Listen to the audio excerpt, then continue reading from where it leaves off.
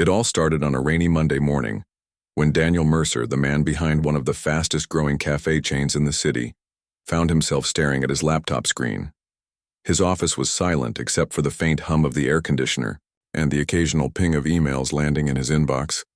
But Daniel wasn't paying attention to those emails. Instead, he was scrolling through page after page of online reviews about one particular cafe branch, his downtown location. The feedback wasn't good. At first glance, everything seemed fine. Sales were up, profits were steady, and foot traffic hadn't slowed down. But as Daniel read review after review, an unsettling pattern emerged. Customers complained about rising prices, smaller portions, and even rude staff members. Some said they loved the coffee but hated the atmosphere. Others mentioned that their favorite baristas had suddenly disappeared, replaced by new faces who didn't seem to care much. Daniel leaned back in his chair, rubbing his temples. This wasn't just bad publicity. It felt personal. Brewmasters was more than just a business to him. It was his dream. He had built it from scratch, starting with a tiny kiosk in a corner market years ago. Back then, every customer mattered, and every cup of coffee told a story. But now, something had gone wrong and he couldn't put his finger on it. That's when the idea hit him. What if he went undercover? Not as Daniel Mercer, CEO of Brewmasters, but as someone completely different. Just another guy looking for a job. It sounded crazy, sure, but it also made perfect sense. If he wanted to understand what was really going on, he needed to see things from the ground level. No fancy suits, no chauffeured cars, no assistants trailing behind him. Just him, alone, working alongside the employees who dealt with customers day in and day out. The next day, Daniel packed a small duffel bag with old clothes, a pair of faded jeans, a plain white t-shirt, and a hoodie. He left his expensive watch at home and swapped his shiny leather shoes for sneakers that looked like they'd seen better days. Standing in front of the mirror, he barely recognized himself. For the first time in years, he felt nervous, not because of the disguise, but because of what he might discover. When he arrived at the downtown cafe, the place was buzzing with activity. The smell of freshly brewed coffee filled the air, mingling with the sound of steam machines hissing and orders being shouted over the counter. Daniel took a deep breath and walked inside, trying not to look too out of place. He approached the manager, a woman named Carla, and handed her a resume he'd hastily put together the night before. "I'm here about the part-time position," he said, keeping his voice low and unassuming. Carla glanced at the paper, then gave him a quick once-over. "Ever worked in a cafe before?" she asked sharply. "No," Daniel admitted. "But I'm a quick learner." She raised an eyebrow but nodded. "Fine. We're short-staffed anyway. Be here tomorrow at 6 sharp. And just like that, Daniel became a table cleaner at his own cafe. His first shift was overwhelming. The cafe opened early, and by 7 o'clock the line stretched out the door. People rushed in, grabbing cups of coffee before heading to work. Daniel was given a rag, a spray bottle, and instructions to keep the tables clean. It sounded easy enough, but it wasn't long before he realized how challenging the job actually was. Customers left sticky spills everywhere, sugar packets scattered across tables, half-empty cups abandoned on chairs. Every time he wiped down one spot, another mess appeared. And it wasn't just the physical labor that wore him out. There were the customers themselves. Some were polite, thanking him with a smile as they hurried out the door. Others barely acknowledged him, treating him like invisible help rather than a person. By lunchtime, Daniel's back ached, and his hands smelled like cleaning chemicals. He stole a glance at the other employees, wondering how they managed to keep going.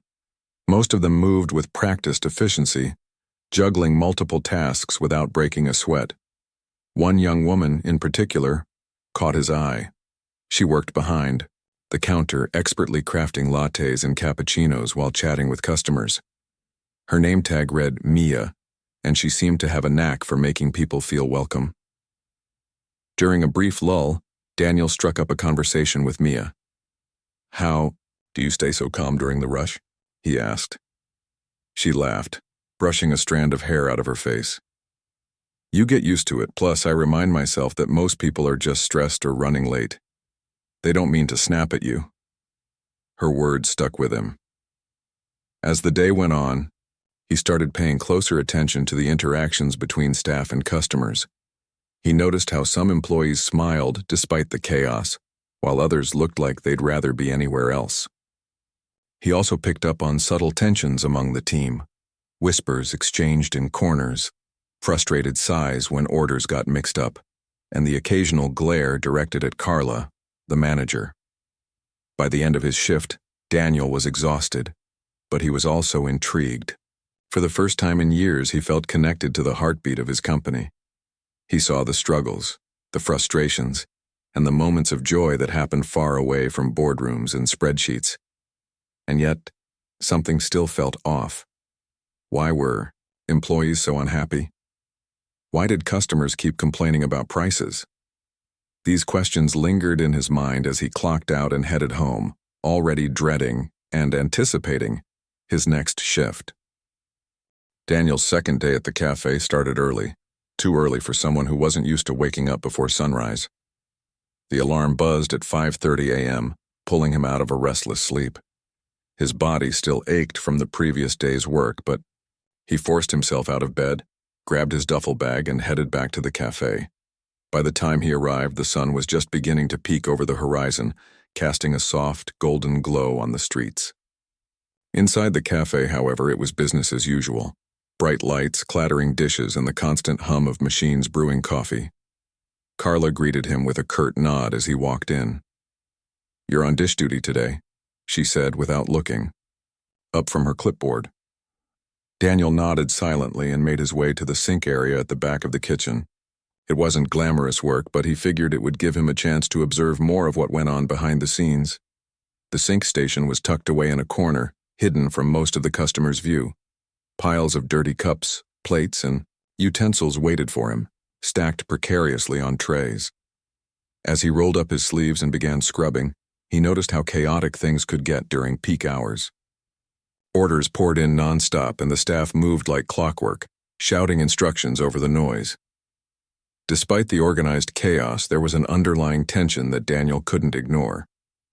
People snapped at each other under their breath, and tempers flared when orders got mixed up or supplies ran low. While washing dishes, Daniel struck up conversations with whoever passed by. He learned that many of the employees worked long shifts, often covering multiple roles because the cafe was short-staffed. One older man, who introduced himself as just another dishwasher, told Daniel that he'd been working here for years, but felt like management didn't care about the team anymore.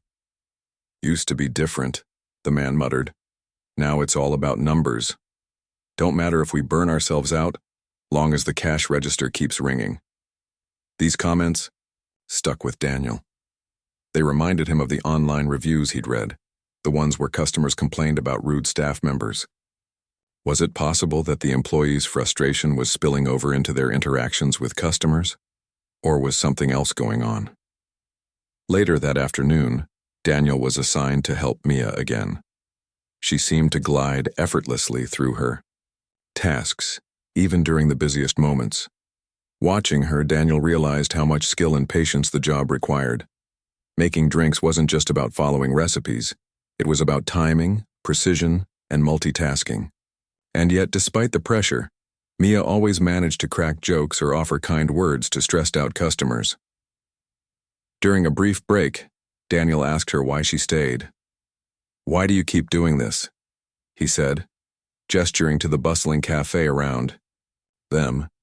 "It seems tough." Mia shrugged, sipping her own cup of coffee.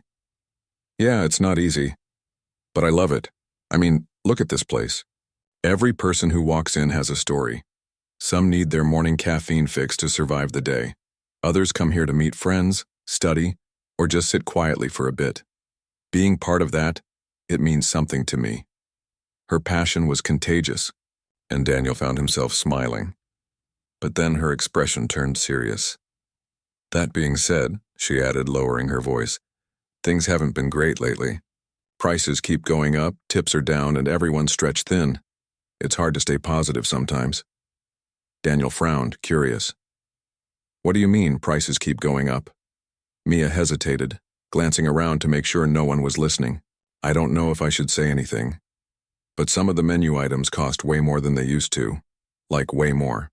Customers notice too. They complain about it all the time. And honestly, I think the portions are smaller now too. This revelation hit Daniel like a punch to the gut. He hadn't checked the menu prices recently, not since delegating those decisions to regional managers, but hearing Mia talk about it made him uneasy. Why would anyone raise prices without consulting him? And why would they skimp on portion sizes? These weren't changes he would have approved. As the day wore on, Daniel paid closer attention to customer reactions. Sure enough, several people grumbled about the cost of their orders. One man loudly questioned why his latte was $3 more expensive than it had been last month. Another woman stared at her muffin, muttering something about getting ripped off. Even loyal regulars who usually chatted warmly with the staff seemed irritated. By the end of his shift, Daniel's mind was racing. He couldn't shake the feeling that something shady was happening. Between the rising prices, shrinking portions, and overworked employees, pieces of the puzzle were starting to fall into place, but not in a good way. Whatever was going on, it wasn't just affecting the customers, it was eating away at the soul of the cafe itself. On his way home that evening, Daniel stopped at a park bench to gather his thoughts. He pulled out his phone and opened the Brewmaster's app, scrolling through the menu of the downtown location. To his shock, the prices were indeed higher than they should have been, and not just by a little. Someone had tampered with the system, and Daniel had a sinking suspicion about who might be responsible. He sat there for a while staring at the screen, his heart heavy with disappointment. This wasn't the company he had built. This wasn't the dream he had worked so hard to achieve. If he wanted to fix things, he needed proof and he needed answers. Tomorrow, he decided he would dig deeper. Daniel's third day at the cafe started like the others, early, chaotic, and overwhelming. But this time, he had a mission. He wasn't just there to clean tables or wash dishes. He was determined to uncover the truth behind the rising prices and shrinking portions that Mia had mentioned. Something felt off, and Daniel couldn't shake the feeling that Carla, the manager, was hiding something. The morning rush was in full swing by the time Daniel clocked in. The cafe buzzed with energy as customers streamed in, grabbing their coffees and pastries before heading to work. Daniel stayed busy, clearing tables and restocking napkins, but his mind was elsewhere. Every now and then he'd glance toward the register, watching how Carla handled transactions. She seemed calm and professional on the surface, but there was an air of secrecy about her, a guardedness that made Daniel uneasy. By late afternoon, things slowed down enough for Daniel to catch his breath. That's when Carla called him over. "We need help closing the register tonight," she said sharply. "You're up." Daniel froze for a second. Closing the register? He hadn't expected this so soon. It was risky. If he messed up, Carla might suspect something. But it was also an opportunity. If he could get close to the system, maybe he'd find the answers he was looking for. "Sure," he replied, trying to sound casual. "Just tell me what to do." Carla gave him a quick rundown of the process. Count the cash, reconcile it with the sales report, and log everything into the point-of-sale POS system. As she walked away, Daniel took a deep breath. This was it, the moment he'd been waiting for. He started by counting the cash drawer, carefully stacking bills and coins while keeping one ear tuned to the sounds of the cafe around him. Once the money was counted, he turned his attention to the POS system. At first glance, it looked straightforward. Just a digital screen displaying daily totals and transaction records. But as Daniel scrolled through the menu settings, his stomach sank. There it was. Clear as day. Someone had altered the prices. A latte that should have cost $4.50 was listed at $6.25. A muffin priced at $2.75 was now $3.95. Even the smallest items like single espresso shots had been marked up significantly. And it wasn't just random adjustments, it was systematic, deliberate. Daniel's hands trembled as he scrolled further. He noticed something else, too. Inventory logs showed discrepancies. Certain ingredients were being marked as used far beyond reasonable amounts, even though sales didn't justify the numbers. It was almost as if someone was manipulating the data to cover their tracks. His heart pounded in his chest. Carla. It had to be her. No one else had access to the system, or at least no one else would dare tamper with it. But why? Was she skimming money off the top, or was there another reason? Before he could think too much, Daniel snapped a few photos of the screen with his phone, careful not to draw attention. He knew he needed concrete evidence before confronting anyone. As he finished logging the day's totals, Carla returned, arms crossed. "All set?" she asked, eyeing him suspiciously. "Yeah," Daniel said, forcing a smile. "Pretty straightforward once you get the hang of it." She nodded curtly and walked away, leaving Daniel alone with his thoughts. His mind raced as he replayed everything he'd seen. The price hikes, the inventory fraud, it all pointed to Carla. But proving it wouldn't be easy. He needed more proof, and he needed allies. That evening, after his shift ended, Daniel lingered near the cafe entrance, waiting for Mia. When she finally emerged, pulling off her apron and tying her hair back into a ponytail, he approached her, cautiously. "Hey," he said softly. "Got a minute?" Mia glanced at him, surprised. "Sure. What's up?" Daniel hesitated, unsure how much to reveal. He trusted Mia, but this was big. If he told her the truth and she reacted badly, or worse, told Carla, it could blow everything. Still, he decided to take the risk. "I think something's wrong here," he admitted. "Something shady. Have you ever noticed anything weird about the register or the pricing?" Mia frowned, her brow furrowing. "What do you mean?" Daniel explained what he'd discovered, the inflated prices, the manipulated inventory logs, and his suspicion that Carla was behind it all. To his relief, Mia didn't dismiss him outright. Instead, her expression grew thoughtful. "I've wondered about that," she admitted quietly. "Some of us have talked about it, actually, like, how can prices go up without corporate approval? And why does Carla always insist on handling the register herself? But we never had proof." Her words confirmed what Daniel already suspected. Carla wasn't just bending the rules, she was breaking them, and she was doing it right under everyone's noses. "So what are you going to do?" Mia asked, her voice barely above a whisper. "I don't know yet," Daniel admitted, "but I can't let this slide. It's hurting the customers, the staff, and the company. I need to figure out exactly what's going on and stop it." Mia nodded slowly, her eyes narrowing with determination.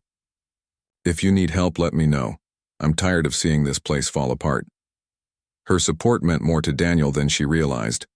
For the first time since starting his undercover journey, he didn't feel completely alone. Together, they agreed to keep digging quietly, gathering as much information as they could without tipping off Carla. As Daniel walked home that night, his mind buzzed with questions. How long had Carla been doing this? How much money had she taken? And most importantly, how could he expose her without causing a scene that would damage the cafe's reputation even further? Despite the weight of the situation, Daniel felt a flicker of hope. He'd come here to understand what was wrong with his company, and now he had a clearer picture than ever. The road ahead wouldn't be easy, but he was ready to face it head-on, for the sake of his employees, his customers, and the dream he'd worked so hard to build. The next morning, Daniel woke up with a knot in his stomach. He knew what he had to do today, but that didn't make it any easier. Confronting Carla wasn't just about exposing her actions. It was about standing up for the cafe, its employees, and the customers who trusted brewmasters. Still, as much as he wanted to march into the cafe and demand answers, he knew he had to be smart about it. This wasn't just a personal issue, it was a business problem. And like every good leader, he needed to handle it carefully.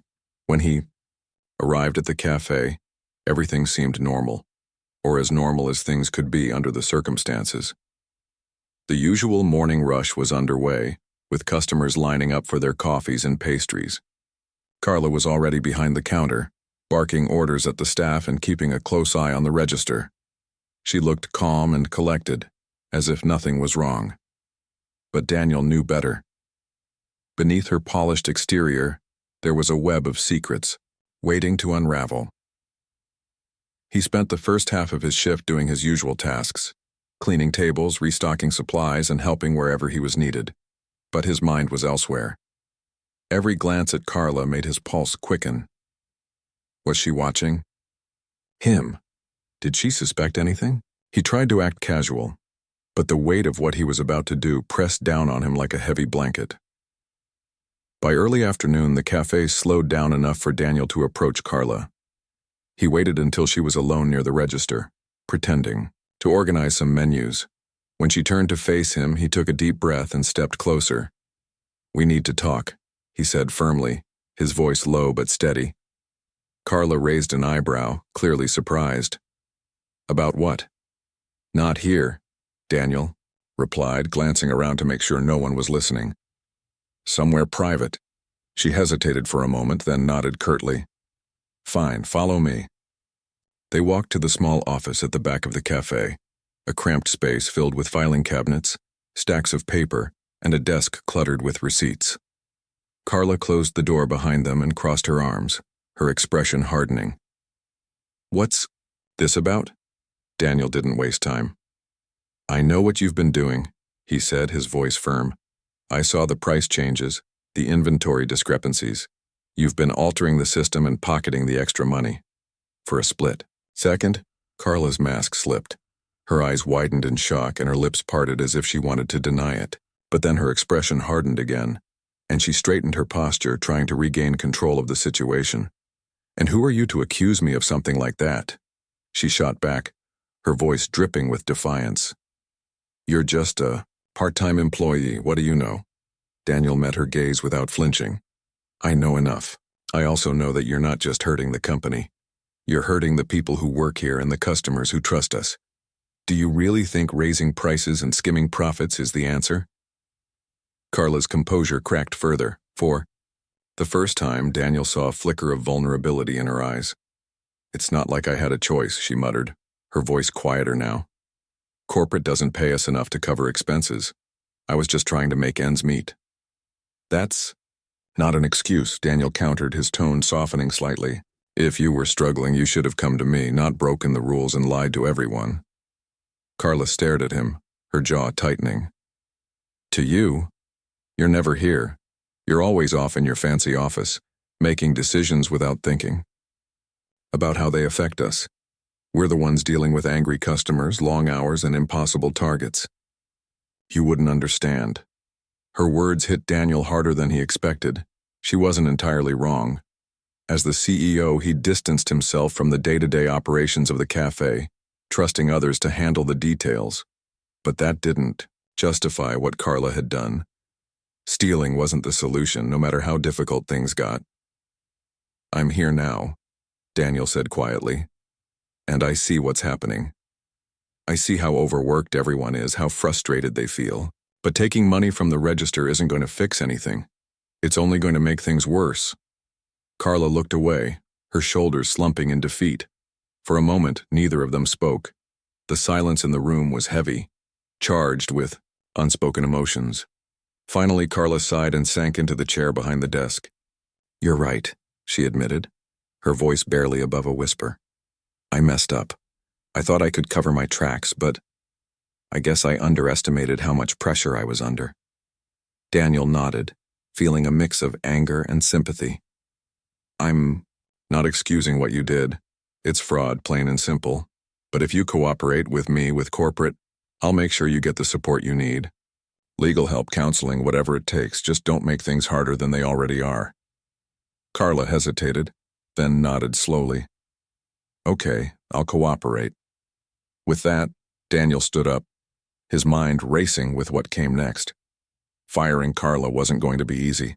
She'd been with the company for years, and while her actions were unforgivable, he couldn't ignore the fact that she'd been pushed to the brink. Still, the decision was clear. He couldn't let someone who'd betrayed the company's trust stay in a leadership position. When they returned to the main cafe area, Daniel called Mia aside. "Can you gather the team for a quick meeting?" he asked. "There's something I need to say." Mia nodded, sensing the gravity of the situation. Within minutes, the staff was gathered in the corner of the cafe, looking confused and curious.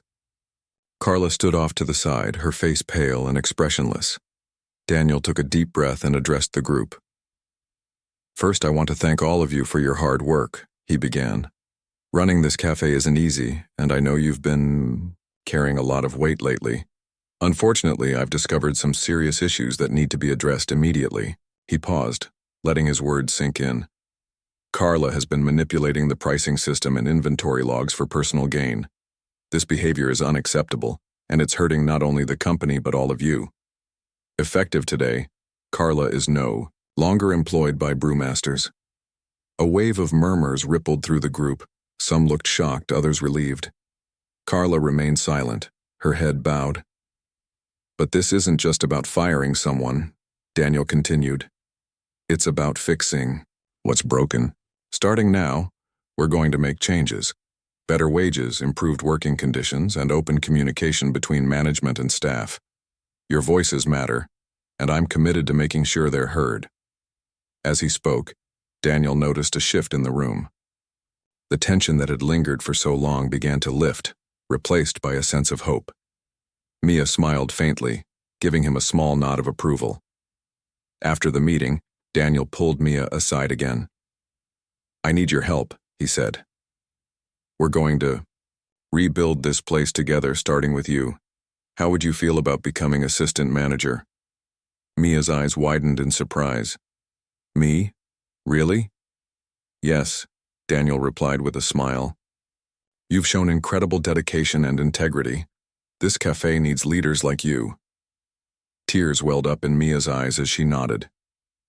"Thank you. I won't let you down." As the day came to an end, Daniel left the cafe feeling drained, but hopeful. He knew the road ahead wouldn't be easy, but for the first time in a long time, he felt like he was moving in the right direction. The cafe wasn't just a business, it was a community, and he was determined to restore its soul, one step at a time. The days following Carla's dismissal were a whirlwind for Daniel. He knew firing her was just the first step in fixing what had gone wrong at the cafe. The real work lay ahead, rebuilding trust, addressing systemic issues, and ensuring that something like this wouldn't happen again. But Daniel wasn't alone anymore. With Mia by his side as the new assistant manager, he felt more confident about turning things around. Back at corporate headquarters, Daniel called an emergency meeting with his leadership team. He laid out everything he'd discovered during his undercover stint: the inflated prices, the manipulated inventory logs, and the overall dissatisfaction among employees. At first, some executives pushed back, questioning why Daniel had gone undercover instead of simply relying on reports or audits. But as he shared specific examples and showed them the evidence he'd gathered, their skepticism turned into concern. "We've been so focused on growth and profits," one executive admitted, "that we forgot to check if our policies were actually working for the people on the ground." Daniel nodded. "Exactly. We can't keep making decisions from behind desks without understanding how they affect our teams and customers. From now on, we need to be more hands-on." With unanimous agreement, the team launched an internal audit across all brewmasters' locations. They reviewed pricing structures, inventory systems, and employee feedback. What they found shocked them. Carla wasn't the only manager who had considered tampering with the system. A few others had quietly raised prices or fudged numbers to meet unrealistic profit targets set by corporate. It wasn't widespread, but it was enough to raise red flags. Armed with this information, Daniel decided to take bold action. First, he scrapped the aggressive sales quotas that had been pressuring managers to cut corners. Instead, he introduced a new performance model that rewarded not just financial results but also customer satisfaction and employee morale. Managers would now receive bonuses based on positive reviews and staff retention rates, not just revenue numbers. Next, Daniel tackled wages. After speaking with Mia and other employees, he realized how much strain low pay was putting on the team. Many worked multiple jobs just to make ends meet, which left them exhausted and disengaged. To address this, He announced a significant wage increase for all frontline staff, along with additional benefits like paid time off and mental health support. It was a costly move, but Daniel believed it was worth every penny. To further improve communication, Daniel set up a direct line between employees and corporate leadership. Every month, staff members could submit anonymous feedback or suggestions through an online portal. These submissions would go straight to Daniel and his team, bypassing middle management entirely. He wanted everyone to feel heard, no matter their role in the company. Meanwhile, back at the downtown cafe, Mia stepped into her new role as assistant manager with determination. Her energy was infectious, and she quickly became the glue holding the team together. She held daily huddles before shifts began, encouraging open dialogue and addressing concerns head-on. If someone was struggling, she made sure they got the help they needed. And when customers complimented the staff, she made a point to celebrate those wins, no matter how small. One morning, Daniel visited the cafe to check on progress. As he walked in, he noticed a subtle shift in the atmosphere. The air felt lighter, less tense. Employees greeted each other warmly, and there was a sense of camaraderie that hadn't been there before. Even the customers seemed happier, lingering longer over their coffees and chatting with the baristas. Mia spotted him near the counter and waved him over. "Hey, boss," she said with a grin. "Want your usual?" Daniel smiled. "Sure, and maybe we can talk later. I'd love to hear how things are going." "Absolutely," Mia replied. "Things are different now. Better." Later that afternoon, after the lunch rush died down, Daniel sat with Mia at a corner table. She filled him in on the changes she'd implemented since becoming assistant manager. "I started doing weekly check-ins with the team," she explained. "Just casual conversations to see how everyone's doing. People appreciate being asked, you know? It makes them feel valued." "That's great," Daniel said, nodding. "What about the customers? Any feedback from them?" Mia pulled out her phone and showed him a folder of screenshots. "These are comments we've gotten online since the changes went into effect. Look at this one. Best service ever. Feels like home. Or this one. Prices are fair again and the staff is amazing." Daniel scrolled through the messages, feeling a swell of pride. These weren't just compliments, they were proof that the changes were working. Customers noticed when businesses cared, and Brewmasters was finally showing that care. But Daniel didn't stop there. To rebuild public trust, he issued a public apology through social media and local news outlets. In a heartfelt video message, he acknowledged the mistakes that had been made and outlined the steps the company was taking to fix them. He promised transparency moving forward, inviting customers to hold Brewmasters accountable. "We messed up," he said candidly in the video. "And while that's not an excuse, it's a chance to do better for our employees, our customers, and our community." The response was overwhelmingly positive. Customers flooded the comments section with messages of support, praising Daniel for owning up to the company's shortcomings. Some even shared stories of how Brewmasters had been part of their daily routines for years, saying they were glad to see the cafe returning to its roots. As weeks turned into months, the impact of these changes became undeniable. Employee turnover dropped significantly, and morale soared. Staff members who had once dreaded coming to work now arrived with smiles, eager to contribute. Regulars returned in droves, bringing friends and family with them. Sales rebounded, not because of price hikes but because of genuine connections and quality service. One evening, as Daniel prepared to leave the cafe, he stopped by the register to thank the closing team.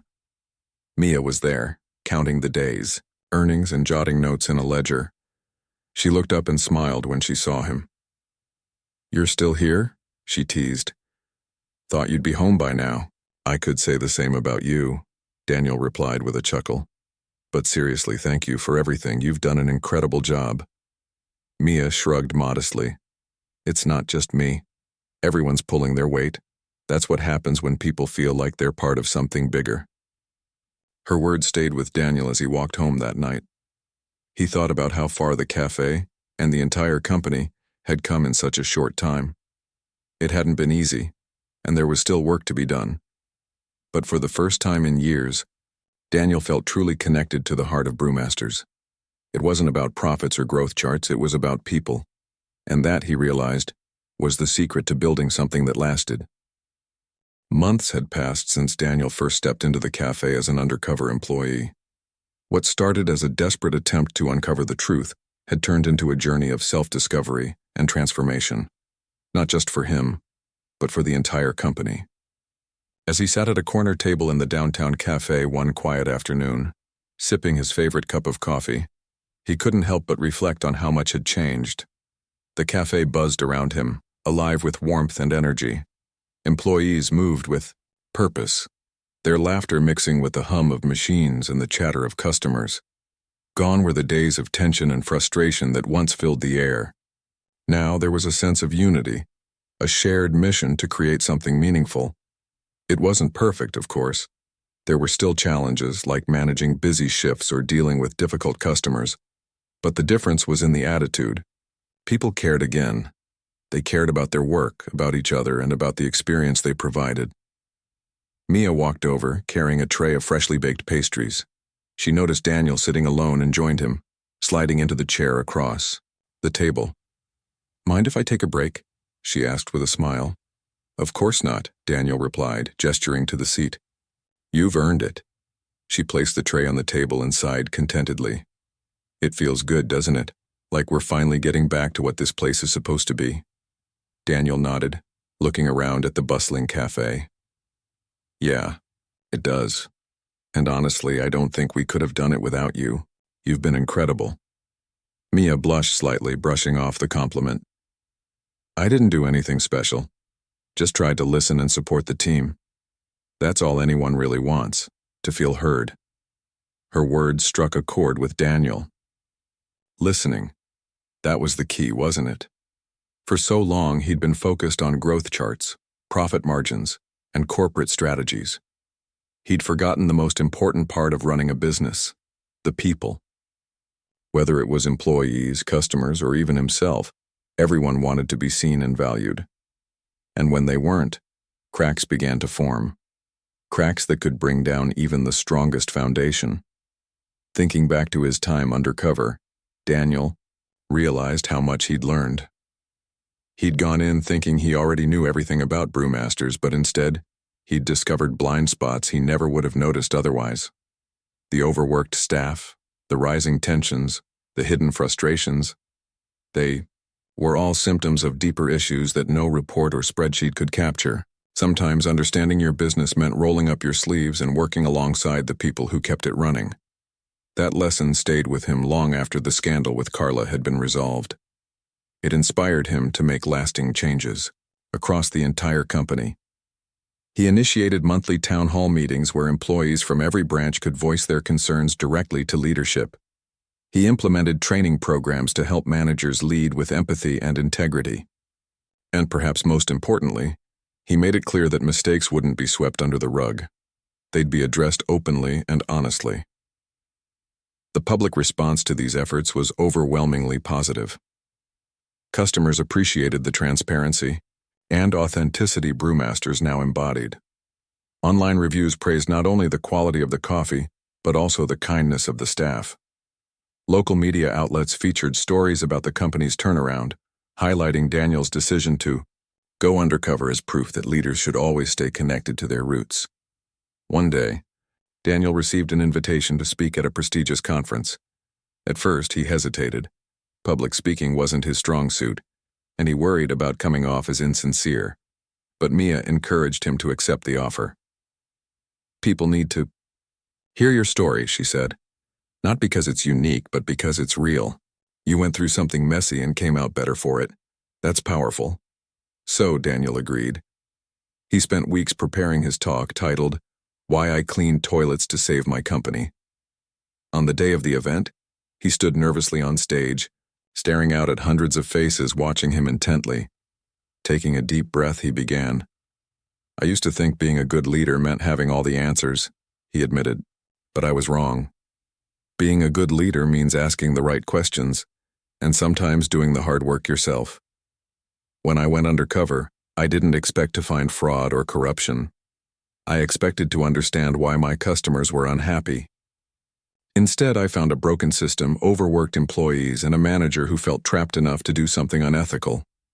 He paused, letting his words sink in. What I learned is this. Leadership isn't about titles or offices. It's about connection. It's about showing up, listening, and making tough decisions, even when they're uncomfortable. Because at the end of the day, businesses aren't built on profits or products. They're built on people. The audience erupted into applause, many standing to show their appreciation. Afterward, dozens of attendees approached Daniel, sharing their own struggles and thanking him for his honesty. Some were fellow CEOs looking for guidance. Others were young entrepreneurs eager to learn. For the first time, Daniel felt like he was truly making a difference, not just within his own company but beyond it. Back at the cafe, life continued as usual. Daniel visited often, sometimes helping behind the counter during busy hours or simply sitting quietly in the corner, observing. Each visit reminded him of why he'd started Brewmasters in the first place. It wasn't about building a chain of cafes. It was about creating spaces where people could connect, share stories, and feel at home. One evening, as the sun dipped below the horizon, casting a golden glow over the cafe, Daniel found himself reflecting on the journey once more. He thought about the early days when Brewmasters was nothing more than a tiny kiosk run by a dreamer with big ideas. He thought about the challenges they'd faced, the scandals, the setbacks, the moments of doubt. And he thought about the future, full of possibilities yet to unfold. Mia approached him holding 2 cups of coffee. "Here," she said, placing one in front of him. "Thought you might need a refill." Daniel smiled, taking a sip. "Thanks. You know, this reminds me of something." "What's that?" Mia asked, raising an eyebrow. "This moment," Daniel replied softly. "Right here, right now. This is what it's all about. Not the numbers, not the fame, not the speeches. Just this. A great cup of coffee, good company, and a space where people belong." Mia grinned, leaning back in her chair. "Well, I'm glad you're happy. You deserve it." As Daniel sat there, watching the world move around him, he felt a deep sense of gratitude. Gratitude for the lessons he'd learned, the people he'd met, and the second chance he'd been given. Life, he realized, was like a cup of coffee. Sometimes bitter, sometimes sweet, but always worth savoring. And with that thought, he raised his cup in a silent toast to Brewmasters, to its people, and to the power of starting from the bottom.